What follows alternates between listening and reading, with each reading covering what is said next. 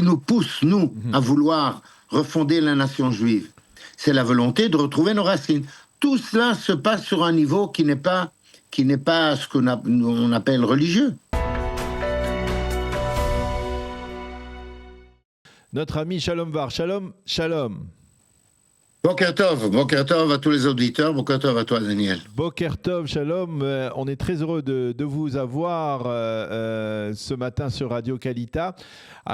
Vous êtes régulièrement interrogé sur l'Aliyah, l'intégration des Olim, dans le cadre de l'Aliyah de groupe que vous orchestrez depuis de nombreuses années. Mais ce matin, je voudrais que l'on évoque avec vous un anniversaire. C'est le 50e anniversaire du début de l'implantation juive en Judée et en Samarie. Alors vous allez bien très rapidement nous rectifier. Vous avez été un des pionniers de Kiryat Arba, de la construction de la localité de Kiryat Arba. On a fêté en Israël ces derniers jours, on a marqué le 50e anniversaire, plus exactement, du début de l'implantation juive en Samarie, avec bien entendu, on va dire, les rassemblements autour de Sébastia, qui était une implantation symbole au début du gouvernement de Menachem Begin en 77, mais c'était exactement, on va dire, la date était du côté de 75. 75, c'est la date également de votre arrivée à Kiryat Arba. Alors je voudrais avec vous, Shalom, que l'on revienne sur les origines du mouvement d'implantation juive en Judée et Samarie. Tout cela a commencé, il faut bien l'avouer et le reconnaître, à Hebron, n'est-ce pas? Tout ça a commencé à Hebron, et je crois effectivement le fait même de poser la question est de remettre les racines de toute l'implantation, de toute la réalisation de la vie juive, que ce soit en Judée ou que ce soit en Samarie. Puisque les pionniers qui ont créé le mouvement du Shomron sont tous issus de Kiryat Arba. Quand nous sommes arrivés à Kiryat Arba, ils ont quitté la ville. La ville de Kiryat Arba en elle-même continuait à se développer et à exiger de pouvoir s'installer sur les collines tout autour de Hebron, puisque la présence à Hebron était limitée. Et donc, nous étions extrêmement occupés sur la Judée en elle-même. Par contre, tous ceux que nous avons connus et qui ont quitté Kiryat Arba dans le premier groupe avec Katsover, dans le premier groupe d'installation en Samarie, étaient tous issus de la même idéologie. Et je crois qu'il est important de remettre les choses sur le fond historique. La guerre de 67 a remis en évidence que la présence du peuple juif sur sa terre n'était pas la raison de trouver une sécurité. Ce qui, a priori, avait été le grand slogan, le grand moteur de la création de l'État d'Israël, en disant, après la Shoah, qu'il fallait qu'il y ait une nation, qu'il fallait qu'il y ait une structure politique qui puisse enfin donner aux Juifs la possibilité d'être en sécurité. Le mouvement qui s'installe en Judée comme en Samarie a comme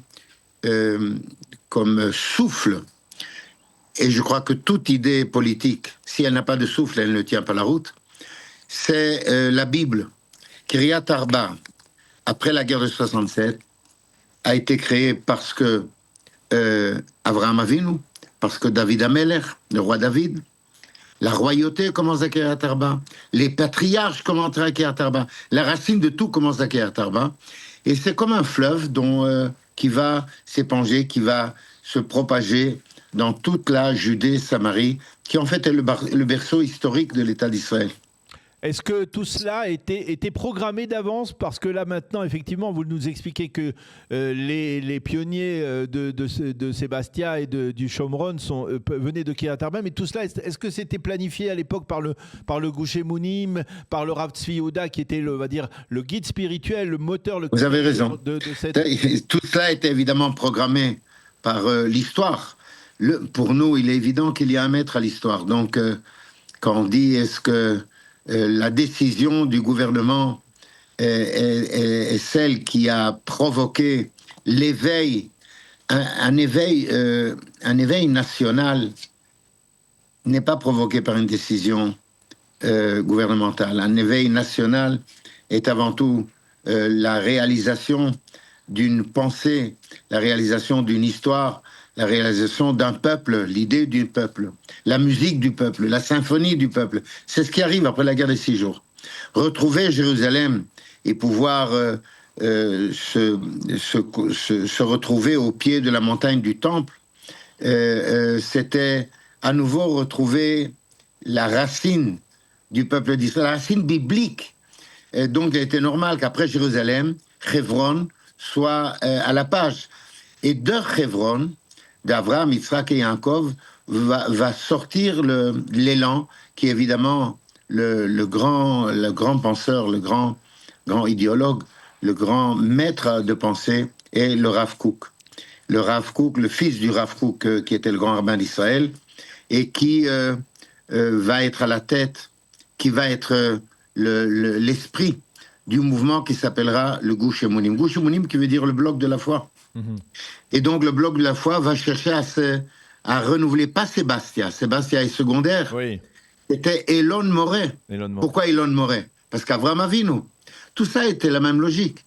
De sortir de Hebron, du berceau d'Avraham Avinu, de là où Yosef va chercher ses frères, ou à Shrem, là où va être enterré Yosef, lorsque nous sortons d'Égypte et nous rentrons en Israël. Tout ça, la ligne qui relie tous ces endroits est avant tout la Bible. Donc on pourrait dire que la pensée politique prend tout à fait son ampleur, tout à fait sa profondeur historique lorsque la Samarie va revenir à la page de l'actualité. Alors justement, je vais faire une précision parce que c'est important pour nos auditeurs qui ne le savent pas. Kiryat Arba est la première localité à avoir été créée en Judée, en Samarie, en Judée, donc plus exactement à côté de Hebron, mais elle a été créée avec l'aval sur décision d'un gouvernement travailliste. Et Sébastien Elon Moreh également, c'était avant Menachem Begin, ça a été créé, on va dire à l'époque, par Shimon Peres. Rabin. Yigal Allon, effectivement. Non, mais vous me mettez sur une piste qui est importante. Vous m'entraînez sur un chemin qui, à nouveau, est historique, car le mouvement travailliste était messianique. Le retour, les penseurs du mouvement travailliste étaient des gens qui n'étaient pas obligatoirement religieux, mais religieux dans le sens de la pratique de la Torah. Mais ils étaient imprégnés de la Bible. Lorsque le Congrès sioniste a dû se pencher sur la sécurité du peuple juif, il y a eu un instant même où, malgré tous les efforts politiques qui n'arrivaient pas à nous permettre d'avoir la certitude de recevoir du sultan, l'Empire ottoman, le pays d'Israël, il y a eu même l'idée de pouvoir peut-être mettre en sécurité les Juifs en Ouganda, puisque la déclaration Balfour avait été donnée par le Premier ministre de l'Empire britannique. Et dès le moment où cette proposition a été donnée au Congrès sioniste, puisque c'était une question de pikuach nefesh, c'est-à-dire sauvegarder la sécurité physique du peuple juif qui était en grande majorité dans l'Europe orientale et dans lequel sévissaient des pogroms sans arrêt. Donc, même le parti religieux était prêt à accepter comme solution provisoire, peut-être de s'installer en Ouganda. Or, ceux qui ont décidé de boycotter cette décision étaient le parti travailliste. Un parti travailliste qui n'était à nouveau, n'était pas pratiquant. Mais lorsque Herzl est venu essayer de les convaincre, accepter Ouganda, ça va permettre de sauvegarder la vie des Juifs européens, des Juifs d'Europe. Ces militants travaillistes ont dit « Mais nous ne voulons pas d'autre pays que notre terre ancestrale. Notre terre ancestrale, c'est Israël. Donc arrêtez de nous rabattre les oreilles. Ceux qui sont en danger, c'est nous, puisque nous sommes les Juifs de l'Europe orientale. Alors qu'est-ce qui nous pousse, nous, à vouloir refonder la nation juive? C'est la volonté de retrouver nos racines. Tout cela se passe sur un niveau qui n'est pas ce qu'on appelle religieux.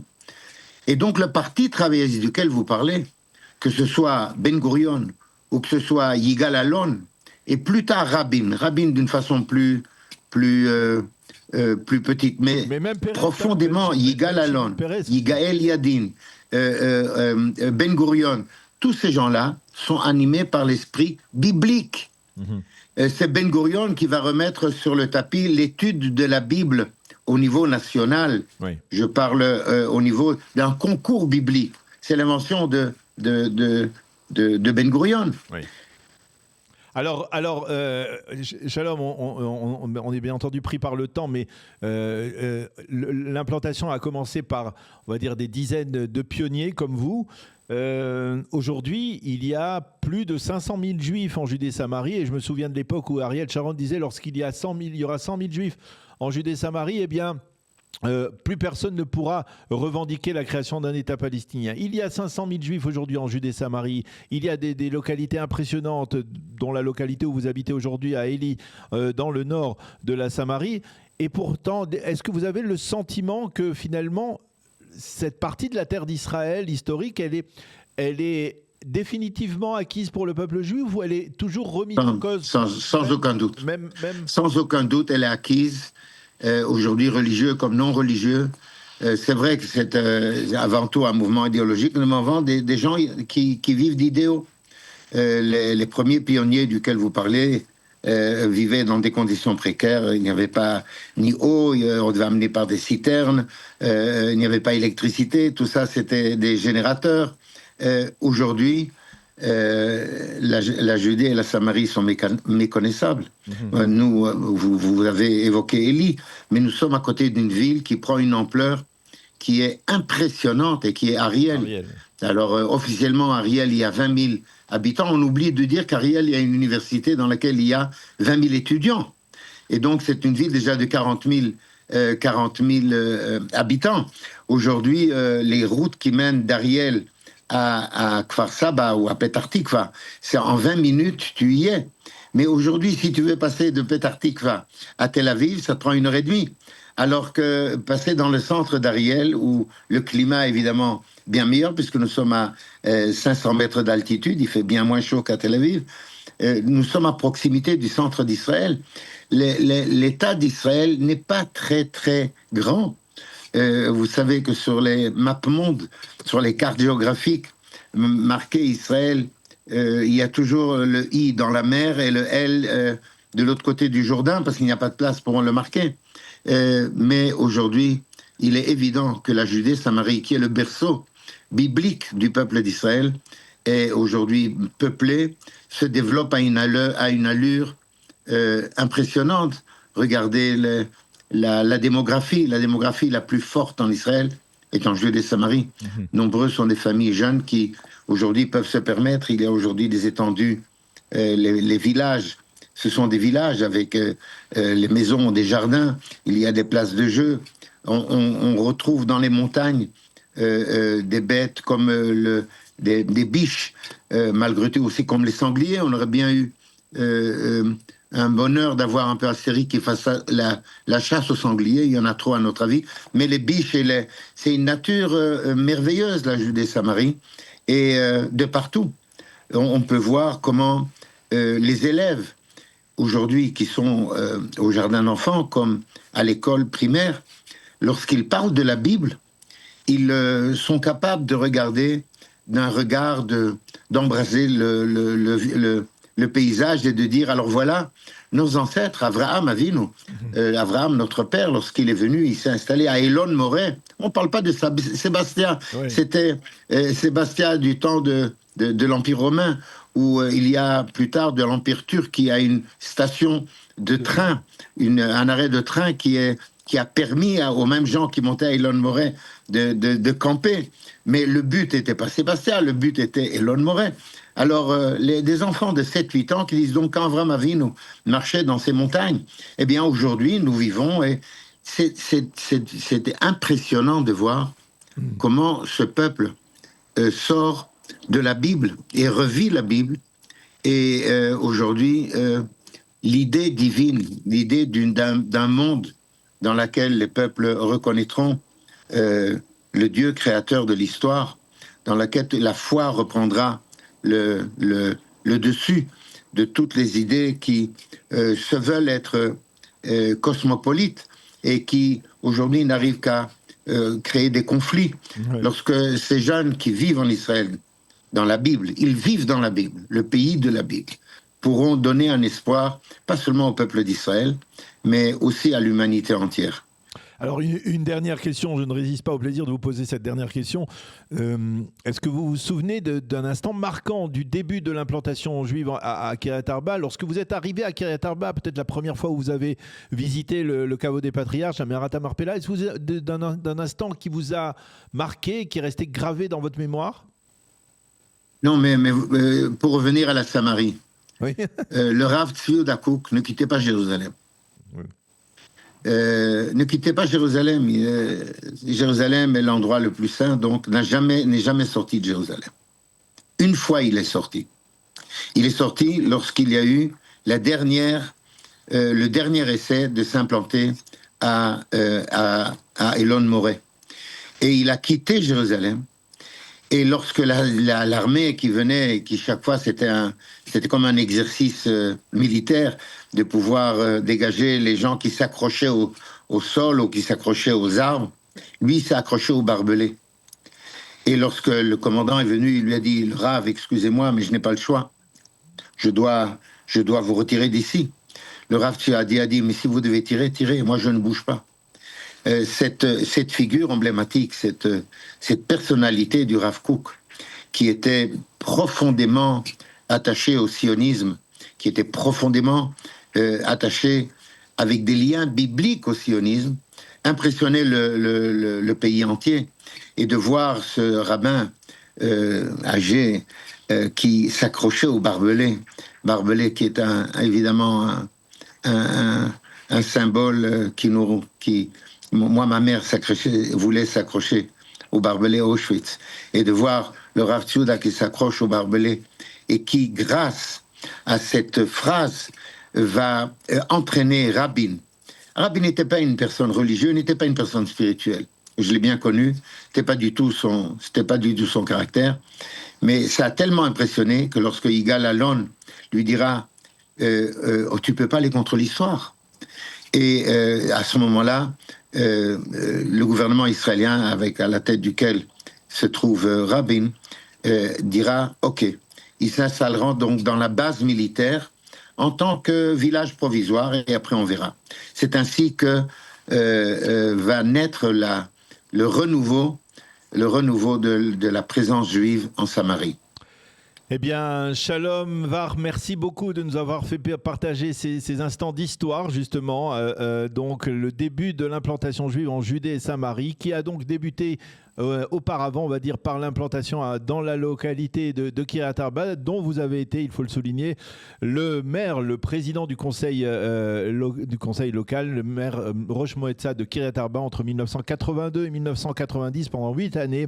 Vous avez été au cœur de l'action et du développement de cette ville de Kiryat Arba, d'où sont partis ensuite les pionniers du Shomron. Merci beaucoup, Shalom, de nous avoir fait partager. Toda Rabba. Bonne continuation et... Toda Rabba, Toda Rabba.